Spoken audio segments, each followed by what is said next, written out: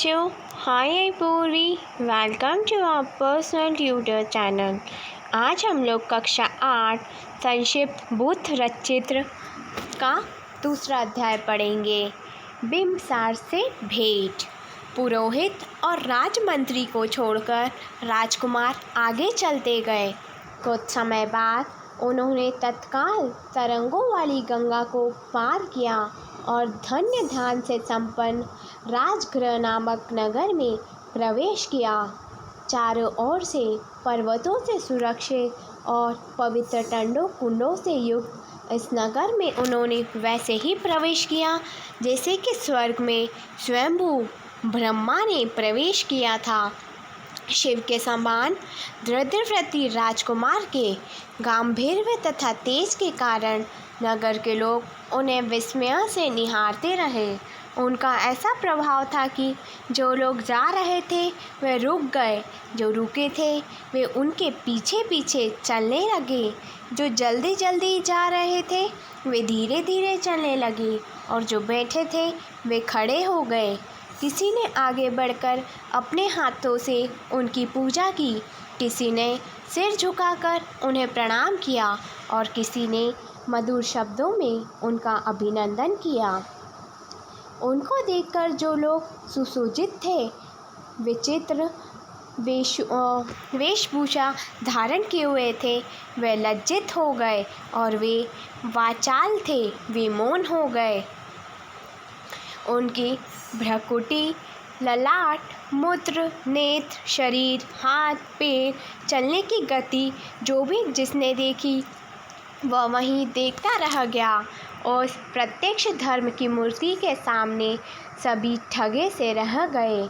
मगध के राजा बिम्बसार ने जब अपने महल से उन्हें और उनके पीछे चलने वाली भीड़ को देखा तो उन्होंने इसका कारण पूछा। राजकर्मियों ने राजा को बताया कि वह शासक राजपुत्र परिव्राज सिद्धार्थ है। इसके विषय में ब्राह्मणों ने यह भविष्यवाणी की थी कि यह या तो परम ज्ञान को प्राप्त करेंगे या चक्रवर्ती सम्राट होंगे।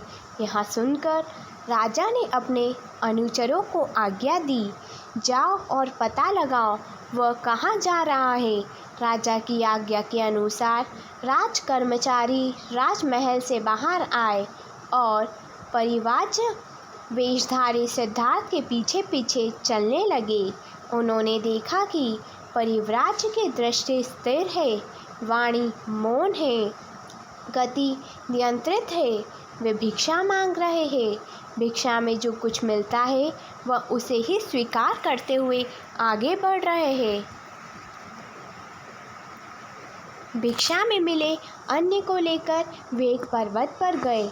एकांत निर्झर के पास बैठकर उन्होंने भोजन किया और फिर वे पांडव पर्वत पर जाकर बैठ गए। काषाय वेशधारी सिद्धार्थ पर्वत पर वैसे ही सुशोभित हो रहे थे जैसे कि उदयाचल पर बाल सूर्य प्रकट हो गया हो। राजकर्मचारियों ने यह सब देखकर राजा बिम्बसार को सूचित किया। बिम्बसार ने अपने साथ कुछ अनुचरों को लिया और वे स्वयं बोधिसत्व सिद्धार्थ से मिलने के लिए चल पड़े। वहां पहुंचने पर राजा बिम्बसार ने देखा कि बोधिसत्व पर्याप्त आसन में शांत भाव से बैठे ऐसे लग रहे हैं जैसे कि बादलों की ओट से चंद्रमा चमक रहा हो। राजा धीरे धीरे उनके निकट गए और कुशल क्षेम पूछी। कुमार ने भी यथोचित उत्तर दिया। फिर राजा आज्ञा प्राप्त कर एक शिलाखंड पर बैठ गए और उसने वार्तालाप करने लगे। राजा बिम्बसार ने उनसे कहा, हे कुमार, आपके कुशल से हमारा पुराना प्रेम संबंध है।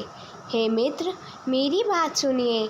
आपका सूर्यवंश महान है और आपकी अवस्था अभी नई है, फिर क्यों आपकी बुद्धि स्वाभाविक क्रम तोड़कर राज्य में ना रमकर भिक्षा वृद्धि में रमी है?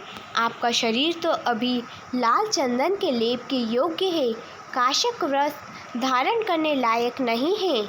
अभी आपके हाथ प्रजा पालन के योग्य है, भिक्षा मांगने योग्य नहीं है। हे सौम्य, यदि आप स्नेहवश अपने पिता का राज पराक्रम से प्राप्त करना चाहते हैं तो पिता के बाद राज प्राप्ति तक प्रतीक्षा नहीं कर सकते तो आप मेरा आधा राज ले लीजिए और भोगिए। आप मेरे साथ मैत्री कीजिए। यदि आपको अपने कुल के अभिमान के कारण मुझ पर विश्वास नहीं है तो मेरी प्रबल सेना की सहायता से शत्रुओं को जीतिए। आप इन दोनों विकल्पों में से किसी एक पर अपनी बुद्धि स्थिर कीजिए और धर्म, अर्थ और काम का सेवन कीजिए। यदि संपूर्ण पुरुषार्थ की प्राप्ति की इच्छा तो त्रिवर्ग धर्म, अर्थ और काम का सेवन कर अपना जन्म सफल कीजिए। आप धनुष चढ़ाने लायक अपनी भुजाओं को इस प्रकार व्यर्थ ना कीजिए। ये मानवता के समान तीनों लोगों को जीतने में समक्ष है, वे पृथ्वी की तो बात ही क्या। निश्चय है यह सब कुछ मैं स्नेहवश ही आपसे कह रहा हूँ, न ऐश्वर्य के राग से और न अभिमान से। आपको भिक्षु वेश में देखकर मुझे दया आती है और रोना भी आता है। जब तक बुढ़ापा आपके रूप को नहीं मिटा देता तब तक विषयों को भोगिए। हे धर्मप्रिय, समय अनुसार ही धर्माचरण करना चाहिए। इस प्रकार मगध के अधिपति ने विविध प्रकार से कुमार को समझाया, परंतु वह कैलाश पर्वत के समान अटल रहे और जरा भी विचलित नहीं हुआ। Thank you.